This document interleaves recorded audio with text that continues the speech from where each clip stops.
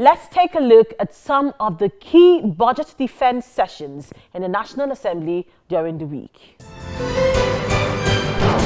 Even though issues have been raised over the 2016 budget proposal and when it may eventually be passed by the National Assembly, committees still met with ministries, departments and agencies on the document. The Minister of Interior and officials of the Nigerian Police Force were before the House of Representatives Committee of Police Affairs. The minister started with a brief address on a special intervention fund for police formations and commands. This situation we have with the Northeast and also other hotspot areas of insecurity.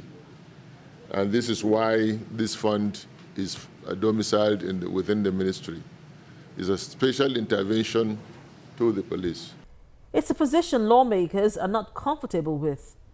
In his presentation, the police boss says more funds should be allocated to the police. Because we dismantle the roadblocks. Those safer highways, we have an approximate of 600 vehicles on the road. Those vehicles, they have to be fueled. The policemen who man those vehicles, they are entitled to pure water or even 1 gallon during the tour of their 12 hours duty. If you put all those ones together, the 4.5 billion is grossly inadequate. In another committee, the Chief of Army Staff is before the House Committee on Army. The need for extra allocation also comes up here. This amount, actually, in real terms, cannot cater for all the requirements of the Nigerian Army. This is just a small fraction if what you've seen or what you saw during your tour of Nigerian Army formations are to be completely taken care of. On this note, these are only an humble submission that what we presented, if it is not increased, it should be maintained as it is as proposed, Honorable Chairman. At a joint committee of Power, Housing and Works, the minister began with government's plan for the Nigerian roads. Our resolve is that whatever we have, we will work with it and try to do the best that we can and try to get as much value as we can. So what have we done with the 433 billion that we submitted? Essentially, what we propose to do, if you approve, is to spend 268 billion naira on roads, 99 billion naira on power, and 66 billion naira on housing. The minister also touched on the power ministry. We are currently at 5,000 megawatt generation peak, and that is a milestone of some significance in itself.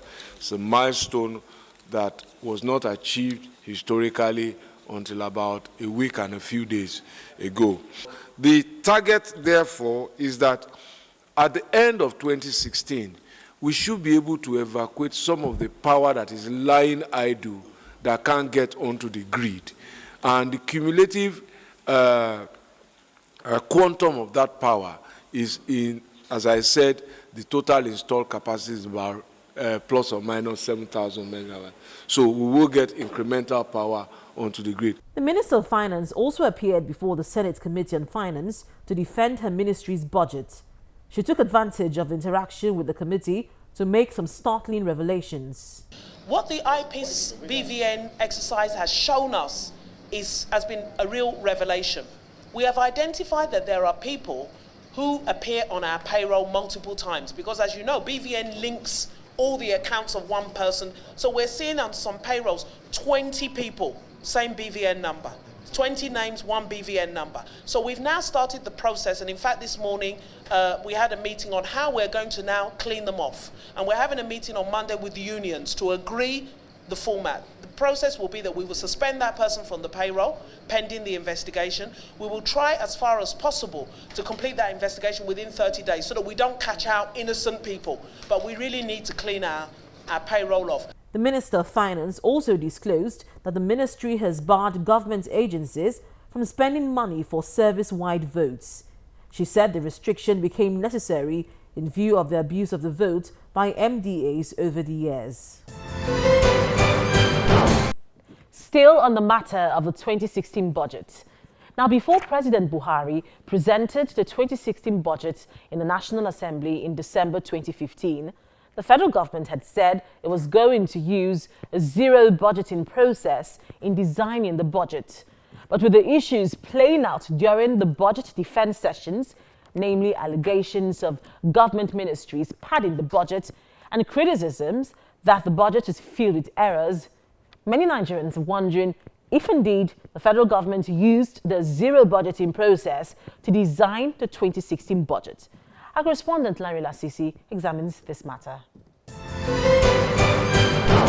On the 22nd of December 2015, President Muhammadu Buhari presented here a budget, his first budget, which he titled the Budget of Change. Now, one of the things he made very clear will change was the budgeting style of government.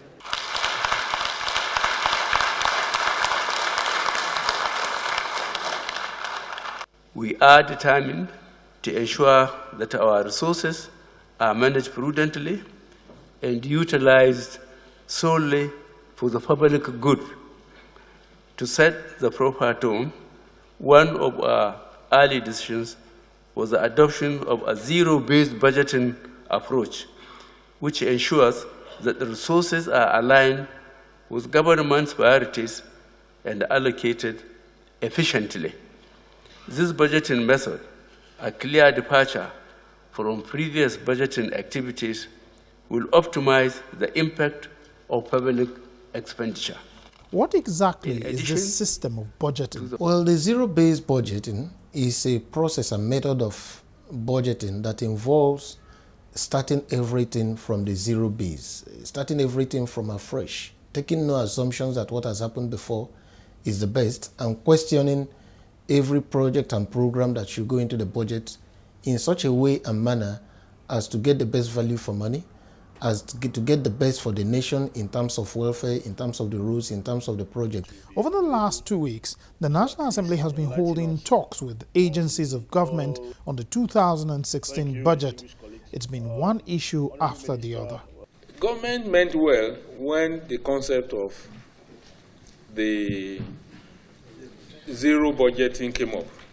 But I want that we might not be able to manage it. It's a good idea, but the challenges are huge. At the end of the day, when we looked at the budget, including submissions from the teaching hospitals, medical centers, agencies, everybody, it came down to 347 billion for health. And we got to only 335.7, which is about 10%. There's not too much of the element of zero budget in the budget. Largely, it is still the traditional pattern of budgeting that we do have. New ones, you've seen. For Eze Onyekwere, these observations are not surprising. When you even begin to talk about zero-based budgeting, what are you looking at? What are the parameters? What shows the credibility of the budget? What is the policy upon which you are going to base the projected investment? So it was that kind of confusion last year that led us to where we are today. And everybody who is reasonable and can tell the truth can confess that this is nothing near the idea of a zero-based budget. This is some staccato, some confusion, some programming that nobody has understood. Is even worse than the last budgets we had from the previous administration. I'm just trying to finalize the pullout of the frivolous and wasteful expenditure, inappropriate expenditure. I'm sure you've been following what has been happening in the budget defense sessions. Minister of Health comes and disowns a budget. The Minister of Lai Mohammed yesterday also disowned his own budget. And I asked myself, excuse me, is this zero-based budgeting?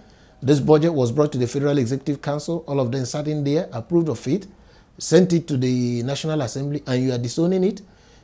Does it mean you did not read the budget before you approved of it? He says this budgetary system can work if it is properly implemented. The first things come first. We need to quickly get an overarching policy framework that sets out the vision of this administration in education, housing, health, roads, infrastructure, everywhere. Maybe link it up with Vision 2020 if they still believe in that. That's the first thing. And then we need to amend certain legislation and policies we currently have, because I cannot locate the zero-based budgeting within the framework of the Fiscal Responsibility Act. For now, the country will have to work with the document before the National Assembly and maybe look forward to the future for a budget that will be prepared through the zero-based budgetary approach.